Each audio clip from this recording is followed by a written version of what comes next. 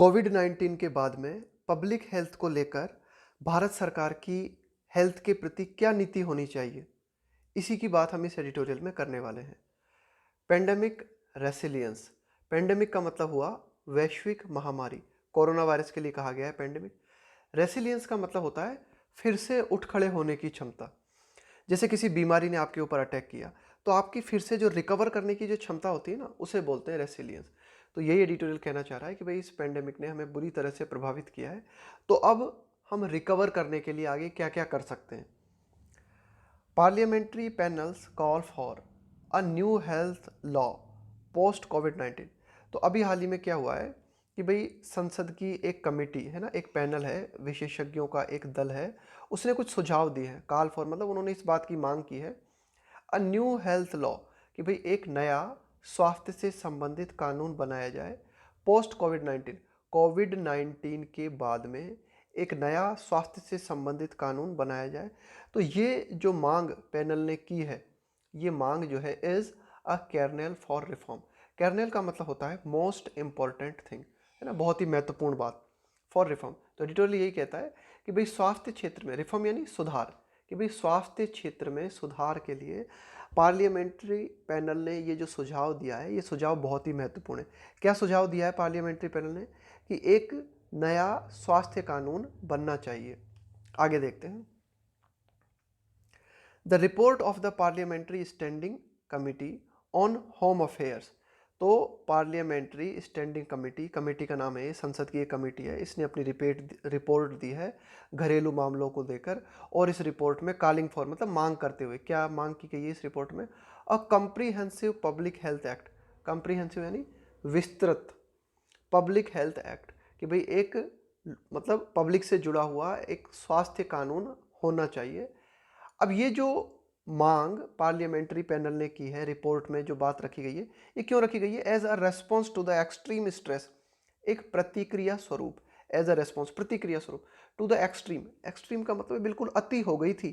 Stress का मतलब है एक तरीके का तनाव, कॉज्ड बाय कोविड-19, कि भाई कोविड-19 के चलते जो तनाव हमें हमारे स्वास्थ्य तंत्र को झेलना पड़ा है ना, बहुत ही ज़्यादा। तो इसके प्रतिक्रिया स्वरूप ये रिपोर्ट आई है। और ये रिपोर्ट जो है इज़ अ वेलकम कॉल, भाई ये अच्छी बात है ना, स्वागतपूर्ण बात है। ये is a welcome call to reform a fragmented health system.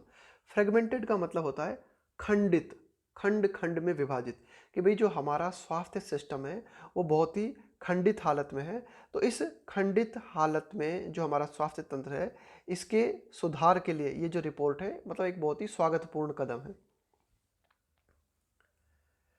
When the pandemic arrived, कि भाई अगर हम बात करें कि जब इस कोरोना वायरस का अटैक हुआ, वैन द पेंडेमिक अराइव्ड का मतलब है जब वैश्विक महामारी आई। नेशनल हेल्थ प्रोफाइल 2019 डेटा, तो हमारे ये जो राष्ट्रीय स्वास्थ्य से जुड़े हुए जो आंकड़े हैं ना 2019 के, उन्होंने ये बताया that there were an estimated 0.55 government hospital beds for 1000 people. हमें ये देखने को मिला, अगर स्वास्थ्य के आंकड़ों पर अगर हम नज़र डालें, 1000 लोगों पे एक बेड भी नहीं था हमारे पास, है ना, आधा बेड है। 0.55 मतलब 1000 लोगों पर सरकार के पास जो है एक बेड भी नहीं है, आधा बेड है। तो अब देख सकते हैं हम कि भाई स्वास्थ्य की स्थिति कितनी कमजोर है।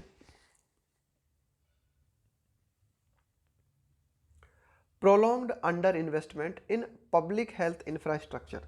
प्रोलॉन्ग्ड का मतलब है लंबा, अंडर इन्वेस्टमेंट का मतलब है कम निवेश करना, इन पब्लिक हेल्थ इंफ्रास्ट्रक्चर, कि भाई लोगों का जो स्वास्थ्य से संबंधित इंफ्रास्ट्रक्चर है, इंफ्रास्ट्रक्चर का मतलब होता है ढांचा, कि भाई हमारा जो स्वास्थ्य से संबंधित ढांचा है, सार्वजनिक स्वास्थ्य से संबंधित जो ढांचा है, उसमें लंबे समय से कम निवेश किया गया है। उसके चलते क्या हुआ है, 10 इस प्रकार से उसके चलते क्या हुआ, लेफ्ट मिलियंस, कि भाई लाखों की संख्या में जो लोग हैं वे छूट गए हैं। सीकिंग हेल्प, सीक मतलब मांगना, कि भाई लाखों की संख्या में जो लोग हैं वो हेल्प मांगते हुए नजर आ रहे हैं from a highly commercialised private sector.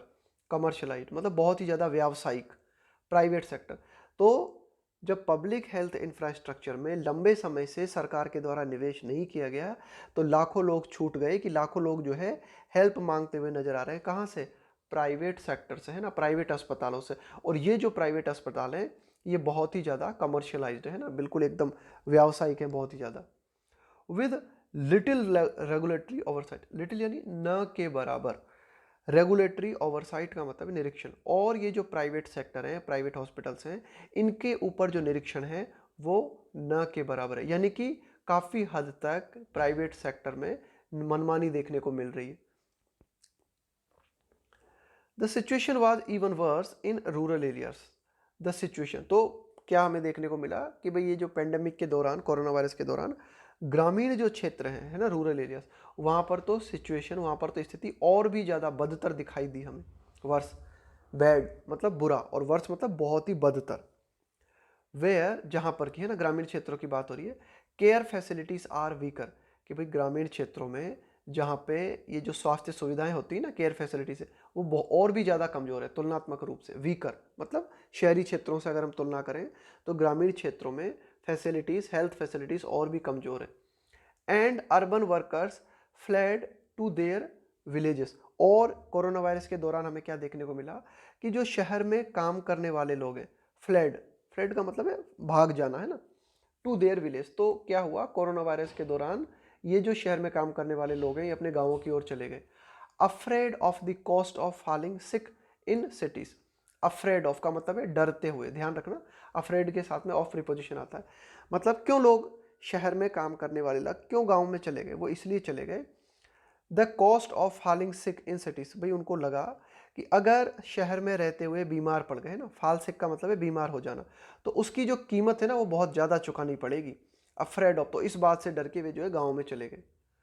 अक्नोलेजिंग these distortions, distortion का मतलब है विकृतियाँ, डिस्टॉर्शंस का मतलब है विकृतियाँ, कि भाई ये जो एक तरीके से आप कह सकते हो कि हमारा जो स्वास्थ्य क्षेत्र है उसमें ये जो गलत बातें फैली हुई है ना, कि भाई वहाँ पर अक्नोलेजिंग का मतलब है स्वीकार करते हुए, दीज डिस्टॉर्शंस, कि भाई हमारा जो स्वास्थ्य क्षेत्र है उसमें वास्तव में सुधार की ज़रूरत है, उसमें कई विकृतियाँ हैं, प्राइवेट हॉस्पिटल जो है उनकी मनमानी चल रही है, लोगों को पर्याप्त सुविधाएं नहीं मिल पा रही हैं। तो इन सब चीज़ों को स्वीकार करते हुए, इन सब चीज़ों को एक्सेप्ट करते हुए, and the inadequacy of existing legal framework, inadequacy का मतलब है अपर्याप्तता, ऑफ एग्जिस्टिंग का मतलब है मौजूदा, लीगल फ्रेमवर्क, कि भाई स्वास्थ्य क्षेत्र में ये लीगल फ्रेमवर्क का मतलब है कानूनी ढांचा, कि भाई जो कानून है ना वर्तमान में वे भी अपर्याप्त हैं, कि लोगों के पब्लिक हेल्थ सिस्टम की अगर हम बात करें तो इससे जुड़े हुए जो कानून हैं वे भी अपर्याप्त हैं। तो इन सब चीज़ों को देखते हुए the panel has called for, कि ये जो वर्तमान में पैनल है, ये जो पार्लियामेंट्री कमेटी है जिसने अपनी रिपोर्ट रखी है, उसने इस बात की डिमांड की है फॉर एन ऑमनीबस लॉ। ऑमनीबस लॉ मतलब एक ऐसा कानून जिसमें सब कुछ समाहित हो, ऑमनीबस यानी सर्वग्राही। तो इस पैनल ने एक ऐसे कानून की डिमांड की है जिसमें कि सब कुछ आ जाए, है ना, कि भाई हेल्थ सिस्टम से जुड़ी हुई जो भी प्रॉब्लम्स हैं उन सारी प्रॉब्लम्स को कवर करे, एक ऐसे कानून की हमें ज़रूरत है दैट विल कर्ब, कि भाई एक ऐसा कानून दैट विल कर्ब जो कि रोकेगा, कब का मतलब है रोकना, प्रॉफिटियरिंग, प्रॉफिटियरिंग का मतलब होता है मुनाफाखोरी, है ना, मतलब ज़्यादा से ज़्यादा पैसा कमाना ना, अवैध पैसा कमाना। तो कब प्रॉफिटियरिंग ड्यूरिंग सच क्राइसिस। तो कुल मिला के इस पैनल ने कहा है कि भाई एक सर्वग्राही कानून होना चाहिए जो कि क्या करेगा, मुनाफाखोरी को रोकेगा ऐसे संकटों के समय। क्राइसिस मतलब संकट, कई सारे संकट, कि भाई जैसे ड्यूरिंग यानी दौरान, कि कोरोना वायरस का जैसा संकट हमारे ऊपर आया, अगर ऐसे संकट आते हैं तो उन संकटों के दौरान मुनाफाखोरी जो है इन पे लगाम लगे, इसके लिए हमें कानून चाहिए। एंड और ऐसा कानून चाहिए हमें जो कि प्रोवाइड करे, प्रदान करे क्या, robust cashless health insurance. Robust मतलब बहुत ही मजबूत, दमदार, कैशलेस बिना पैसों के, हेल्थ इंश्योरेंस, कि भाई लोगों को, ज़्यादातर लोगों को जो है बहुत ही मजबूती के साथ हेल्थ इंश्योरेंस मिले, है ना, स्वास्थ्य बीमा उपलब्ध हो। It's indictment of the feverish commerce surrounding health care provision. It's indictment, indictment का मतलब होता है किसी पे इल्ज़ाम लगाना। जैसे हम ये कह सकते हैं कि भाई इंडाइटमेंट का मतलब ये भी होता है कि भाई जैसे कोई पॉलिसी है वो बुरी है, इस तरह का संकेत देना। तो इस पैनल ने क्या किया है, इल्ज़ाम लगाया है किस पे, फेवरिश। फेवरिश का मतलब है बहुत ही ज़्यादा उत्तेजना से भरा हुआ, commerce surrounding health care provision, कि भाई वर्तमान में जो हेल्थ केयर से संबंधित प्रोविजन यानी प्रावधान, कि भाई वर्तमान में स्वास्थ्य से जुड़ा हुए जो प्रावधान है ना, उन प्रावधानों के चारों ओर हमें क्या देखने को मिलता है कि पूरा कॉमर्स है ना, एकदम व्यवसायीकरण हो चुका है उसका, है ना, बहुत ही उत्तेजनामय। मतलब एक इस पैनल ने ये इल्जाम लगाया है कि हमें क्या देखने को मिलता है कि जो हेल्थ केयर से संबंधित जो प्रोविजन है ना, उनको चारों ओर कॉमर्स घेरे हुए, उनका व्यवसायीकरण हो चुका है पूरी तरीके से। However can serve a larger purpose. तो पैनल ने ये जो बात कही है, पैनल ने ये जो संकेत दिया है कि भाई वर्तमान में ये जो हेल्थ केयर प्रोविजन है ना, ये ठीक नहीं चल रहा है, तो पैनल ने ये जो बात कही है can serve a larger purpose, तो पैनल की ये बात जो है एक बड़े उद्देश्य की पूर्ति में सहायक हो सकती है। सर्व का मतलब है सहायक होना। If it covers overall system reform, कि पैनल की जो बातें हैं वे अगर पूरा जो हमारा स्वास्थ्य सिस्टम है उसके सुधार को कवर करती है ना। ओवरऑल कवर का मतलब है सबको समाहित कर लेना, कि पैनल ने जो भी बातें कही हैं, पैनल ने जो भी रिफॉर्म है ना, जो भी सुधार की बातें कही हैं, अगर ये बातें पूरे स्वास्थ्य सिस्टम को कवर करती हैं तो ज़्यादा फायदा हो सकता है। Addressing the structural asymmetry, addressing का मतलब है समाधान करते हुए, द स्ट्रक्चरल असिमेट्री, असिमेट्री यानी असमानता, कि भाई ये जो हमारा पूरा की पूरा हेल्थ स्ट्रक्चर है ना, इसमें बहुत ही ज़्यादा असमानता फैली हुई है। क्रिएटेड बाय मिसगाइडेड पॉलिसीज, कि भाई और ये असमानता क्यों फैली है, कि क्यों क्रिएट हुई है ये, बाय द मिसगाइडेड पॉलिसीज, है ना, गलत दिशाओं में आधारित नीतियों के चलते, है ना, मतलब हमारी जो पॉलिसीज थी वही गलत थी, उनके चलते हमारा जो पूरा हेल्थ सिस्टम है उसमें असमानता हमें देखने को मिलती है। और अगर हम इसे ठीक करना चाहते हैं तो उसके लिए ज़रूरी है कि हम पूरे की पूरे हेल्थ सिस्टम को कवर करें।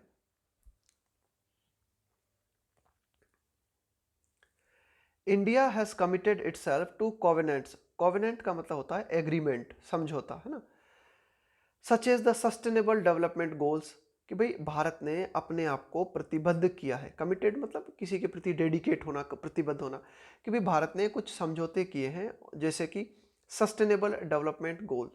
सस्टेनेबल का मतलब है लंबे समय तक चलने वाला। सस्टेनेबल का मतलब सस्टेनेबल डेवलपमेंट की जब आप बात करते हैं ना, तो ऐसा विकास जो कि पर्यावरण को कम से कम नुकसान पहुंचाए। तो भारत ने अपने लिए कुछ ऐसे गोल्स निर्धारित किए जैसे सस्टेनेबल डेवलपमेंट गोल्स है ना, इनके प्रति भारत ने अपने आप को प्रतिबद्ध किया है। But continues to evade making the right to health a full legal and justifiable right. ठीक है, भारत ने कुछ बहुत ही अच्छी बातें की हैं, जैसे कि सस्टेनेबल डेवलपमेंट गोल्स को प्राप्त करने की प्रतिबद्धता भारत ने जताई है, अच्छी बात है। लेकिन भारत लगातार बचता रहा है। इवेड मतलब बचना, टालना। मेकिंग बनाने से, द राइट टू हेल्थ, कि भाई जो स्वास्थ्य का अधिकार है उसे पूरा कानूनी अधिकार बनाया जाए। एंड जस्टिफिएबल राइट, है ना, कि भाई इसे एक न्यायोचित अधिकार बनाया जाए under the national health policy. मतलब भारत इस बात से हमेशा ही बचता रहा है कि एक राष्ट्रीय स्वास्थ्य पॉलिसी के तहत राइट टू हेल्थ को एक पूर्ण अधिकार बनाया जाए। इस बात से भारत जो है बचता रहा है। आगे देखते हैं। अमंग द कमिटीज ऑब्जर्वेशंस, कि भाई ये जो कमिटी थी पार्लियामेंट की जिसने अपनी रिपोर्ट प्रस्तुत की, इसने कई सारे ऑब्जर्वेशन किए ना, कई बातें इसने देखी, और उनमें जो एक बात है वो ये, the absence of insurance cover for many, कि भाई जो इंश्योरेंस है उसका अभाव है कई लोगों के लिए ना। फॉर मैनी मतलब फॉर मैनी, कि भाई is the absence of insurance cover for many. And oversight on hospitals, oversight का मतलब है निरीक्षण, on hospitals to ensure that patients are not turned away. Turned away का मतलब है किसी को एंटर न करने देना, घुसने न देना। इन अ क्राइसिस का मतलब है संकट, सच एज कोविड-19। तो इस कमिटी ने इस बात को देखा कि भाई जो ज़्यादातर लोग हैं उनके लिए इंश्योरेंस कवर का अभाव है, और इस बात की निरीक्षण की कमी है कि भाई हॉस्पिटल्स जो है ना उनके ऊपर निरीक्षण की कमी है, कि भाई ये सुनिश्चित किया जाए to ensure that patients are not turned away, कि भाई जो मरीज जैसे कि प्राइवेट हॉस्पिटल्स में जाते हैं उनको घुसने ही नहीं दिया जा रहा, खास करके ऐसे संकट के समय जैसे कि कोविड-19 है। तो तो अगर किसी पेशेंट को नहीं घुसने दिया जा रहा है तो उसके निगरानी सिस्टम होना चाहिए ना, उसकी निगरानी होनी चाहिए। वो सिस्टम का अभाव है ना, ये सिस्टम, वो सिस्टम हमारे पास नहीं है।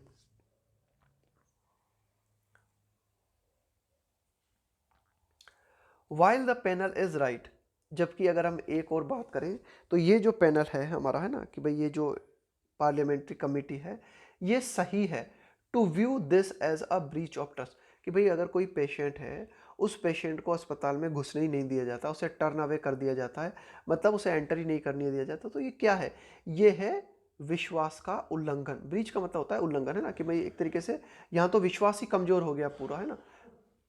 One of the pandemic's impacts has been, कि भाई ये जो पेंडेमिक रही है, ये जो कोरोना वायरस रहा है, इसके इम्पैक्ट का मतलब है प्रभाव, इसके कई प्रभाव हमें देखने को मिले।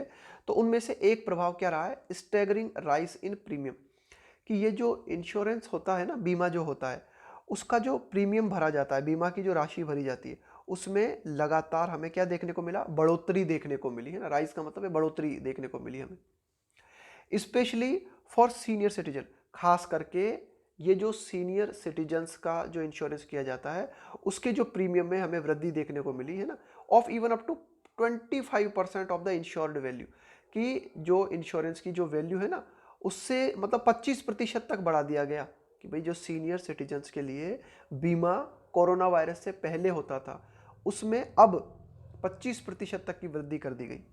व्हाट इज मोर, और इससे भी ज़्यादा अगर हम बात करें, द इंश्योरेंस रेगुलेटर, कि देखो ये जो इंश्योरेंस होते हैं ना इनको नियंत्रित कौन करता है, इनको नियंत्रित करता है IRDAI, है ना। IRDAI का काम है कि जो भी इंश्योरेंस है उनको कंट्रोल करना। तो IRDAI ने क्या किया, set 65 as the maximum age of entry for a standard policy. इसने क्या किया है IRDAI ने, जो 65 वर्ष की उम्र है इसे अधिकतम उम्र घोषित कर दिया, है ना, entry for a standard policy, कि भाई बीमा की जो पॉलिसी होती है ना, एक जो स्टैंडर्ड पॉलिसी होती है ना, उसके लिए 65 एज लिमिट निर्धारित करती है। अर्लियर दिस ईयर, इस साल के शुरुआत में, अर्लियर मतलब पूर्व में, इस साल की शुरुआत में IRDAI ने क्या किया कि भाई जो इंश्योरेंस के लिए जो उम्र रखी है ना वो 65 उन्होंने निर्धारित कर दी। अफेक्टिंग, प्रभावित करते हुए, older uninsured citizens, older uninsured citizens, कि भाई अब जो 65 से ज़्यादा उम्र के जो लोग हैं उनको तो इंश्योरेंस मिल ही नहीं सकता है ना इस पॉलिसी के अनुसार। तो ये इससे क्या हुआ है कि ज़्यादातर जो वृद्ध लोग हैं वे प्रभावित हुए हैं।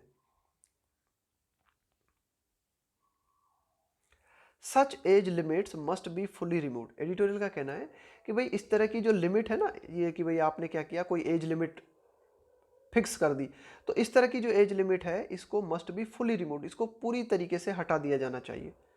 The answer to creating an equitable framework, equitable यानी न्यायोचित, न्यायपूर्ण।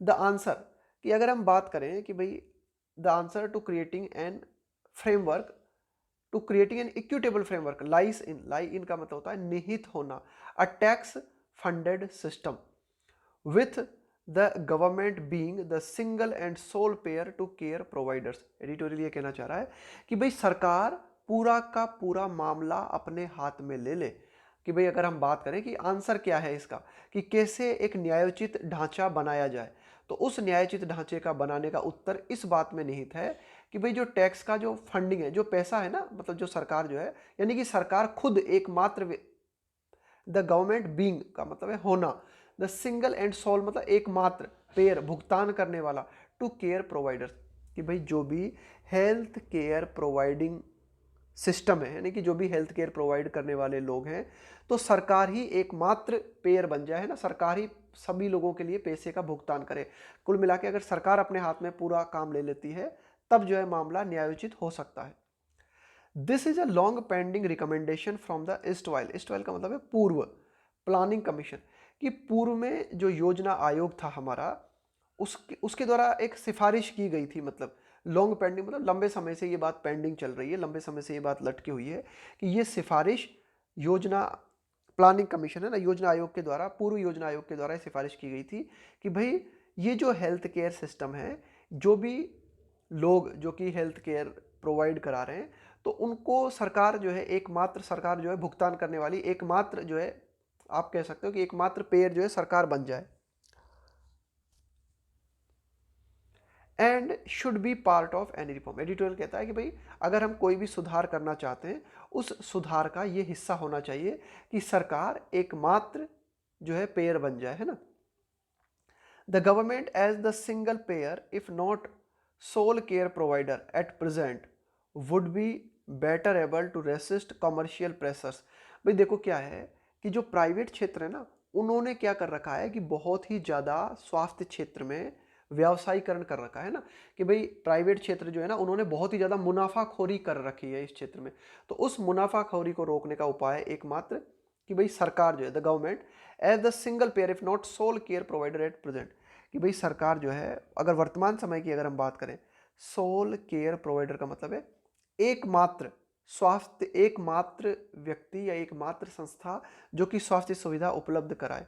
The government as the single payer, तो ठीक है अगर सरकार अभी वर्तमान में एकमात्र हेल्थ केयर प्रोवाइडर तो नहीं है, लेकिन अगर वो पेयर बन जाती है ना, कि भाई व्यक्ति जो विभिन्न जगहों पे भुगतान करते हैं ना, तो सरकारी हर जगह पे भुगतान करे, तो वुड बी बेटर एबल, तो इसके माध्यम से बहुत बेहतर होगा टू रेसिस्ट, प्रतिरोध कर पाना, कमर्शियल प्रेशर, कि भाई जो एक व्यावसायिक प्रेशर है ना, इन डिटरमाइनिंग कॉस्ट, कि भाई किसी जगह पे बहुत ज़्यादा कीमत वसूली जा रही है, किसी जगह पे कम है, तो ये जो कॉस्ट को डिटरमाइन करना है ना, कीमत को निर्धारित करना है ना, तो ये जो प्रेशर बना हुआ है ना एक इसको, तो अगर सरकार ही एकमात्र पेयर बन जाती है तो काफ़ी हद तक ये जो निजी क्षेत्र का दबाव है उसको कंट्रोल करने में मदद मिलेगी।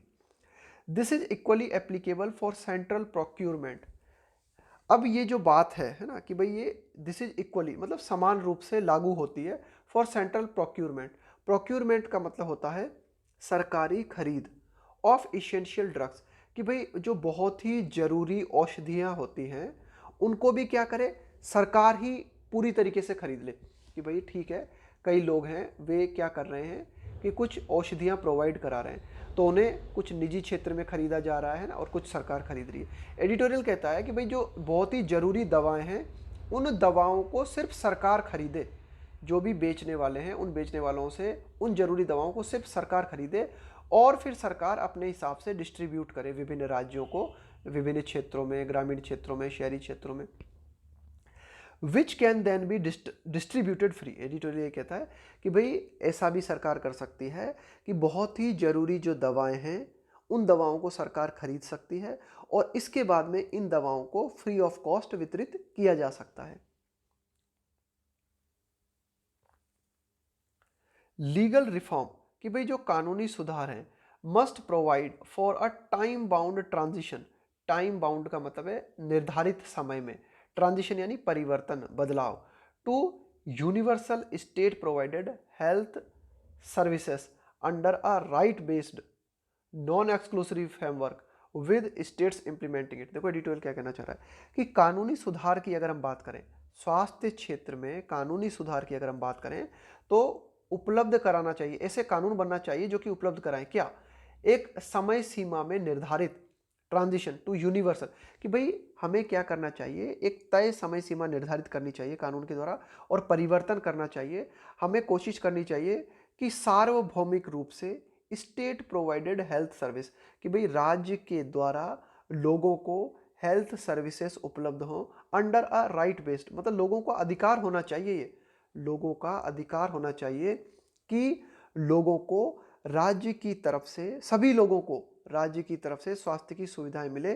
तो इस सिस्टम को परिवर्तित करने के लिए हमें जो है ना, मतलब बिल्कुल तय समय सीमा में कोशिश करनी चाहिए। Non exclusive framework, non exclusive framework का मतलब हुआ कि भाई ढांचा जो है ना, स्वास्थ्य ढांचा, वो ऐसा निर्मित होना चाहिए कि किसी को भी एक्सक्लूड ना किया जाए, किसी को भी छोड़ा ना जाए, हर व्यक्ति को शामिल किया जाए। With states implementing it, implement मतलब लागू करना, कि विभिन्न राज्य जो हैं ऐसे सिस्टम को लागू करते हुए नजर आए, कि विभिन्न राज्य जो हैं एक ऐसा हेल्थ सिस्टम निर्मित करें जिसमें प्रत्येक व्यक्ति को ये कानूनी अधिकार हो कि वह स्वास्थ्य सुविधाएं प्राप्त कर सके। Private arrangements can be an option. Private arrangements, कि भाई ठीक है स्वास्थ्य सुविधाओं में प्राइवेट लोगों को भी रखा जाए, प्राइवेट जो अरेंजमेंट्स है कैन बी एन ऑप्शन, लेकिन वह एक विकल्प होना चाहिए, एक विकल्प हो सकता है private arrangement covid has expose मतलब खुलासा कर देना the dangers of excessive Reliance. भाई कोविड-19 ने इस बात का खुलासा कर दिया है कि खतरे हैं, किस बात के खतरे हैं, ऑफ एक्सेसिव, एक्सेसिव मतलब बहुत ज्यादा, रिलायंस ऑन, रिलायंस के साथ में ऑन प्रीपोजिशन आता है, मतलब निर्भरता, प्राइवेट टर्शियरी केयर, टर्शियरी का मतलब होता है थर्ड लेवल, होता है ना कि भाई ये स्वास्थ्य सुविधाओं का प्राथमिक लेवल है, ये स्वास्थ्य सुविधाओं का द्वितीय लेवल है, ये स्वास्थ्य सुविधाओं का तृतीय लेवल है। तो कोविड-19 ने तृतीयक लेवल की जो स्वास्थ्य सुविधाएं हैं, खास करके प्राइवेट क्षेत्र से संबंधित है ना, इन पर अगर हम ज़्यादा निर्भर होते हैं तो उसका क्या परिणाम हो सकता है ना, इस बात का खुलासा कोविड-19 ने कर दिया है। Has expose the dangers of excessive reliance of private tertiary care, यानी कि उच्च स्तरीय जो स्वास्थ्य सुविधाएं होती हैं उनके लिए अगर हम सिर्फ प्राइवेट हॉस्पिटल्स पे निर्भर हैं तो उसके खतरे क्या क्या हो सकते हैं, है ना, अगर हम उन पे बहुत ज़्यादा निर्भर हैं ना तो उसके खतरे क्या क्या हो सकते हैं, ये कोविड-19 ने हमारे सामने स्पष्ट कर दिया। द करेक्टिव लाइज, अब एडिटोरियल कहता है कि भाई करेक्शन कैसे करें, सुधार कैसे करें, तो सुधार इस बात में निहित है, रेजिंग पब्लिक स्पेंडिंग, रेज का मतलब है बढ़ाना, पब्लिक स्पेंडिंग, पब्लिक स्पेंडिंग का मतलब है वो पैसा जो सरकार के द्वारा लोगों पे खर्च किया जाता है ना, वो पैसा जो सरकार के द्वारा सार्वजनिक रूप से खर्च किया जाता है, to the promised 2.5% of GDP. Promised का मतलब है जो वादा किया गया है, कि भाई सरकार के द्वारा क्या वादा किया गया है, भाई सरकार के द्वारा वादा किया गया है कि 2.5% ऑफ जीडीपी, जीडीपी का 2.5% जो है वह स्वास्थ्य सुविधाओं पे खर्च किया जाएगा, ऐसा सरकार ने वादा किया है। तो एडिटोरियल यही कहता है कि भाई ठीक है, जो वादा सरकार ने किया है ना उस वादे को निभाया जाए, और ये जो पब्लिक स्पेंडिंग है, लोगों पे जो खर्चा सरकार करती है उसे बढ़ाया जाए और जीडीपी का 2.5% तक बढ़ाया जाए, ऑन पब्लिक फैसिलिटीज़, और लोगों को स्वास्थ्य सुविधाएं उपलब्ध कराई जाएं, लोगों को फैसिलिटीज़ उपलब्ध कराई जाएं दैट आर यूनिवर्सली एक्सेसिबल, वो और वे जो सुविधाएं हैं यूनिवर्सली यानी सार्वभौमिक रूप से, यानी कि सुविधाएं जो सरकार स्वास्थ्य के क्षेत्र में लोगों को उपलब्ध कराएं वे सभी को समान रूप से एक्सेसिबल हो। एक्सेसिबल का मतलब होता है पहुंच में होना, यानी कि सभी लोग समान रूप से उन सुविधाओं को प्राप्त कर सके।